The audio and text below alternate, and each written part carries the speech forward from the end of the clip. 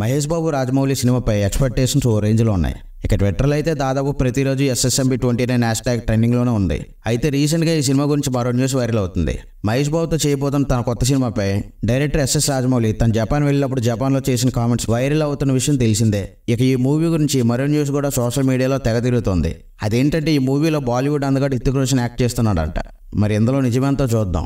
Social మీడియాలో వస్తున్న ఈ రూమర్స్ ప్రకారం మహేష్ బాబుతో చేసే సినిమా కోసం హృతిక్ రోషన్ను రాజమౌళి కలిశారంట. ఇంతకీ హృతిక్ రోషన్ గారిని ఈ యాక్షన్ అడ్వెంచర్ మూవీలో విలన్ రోల్ కోసం అడిగారంట.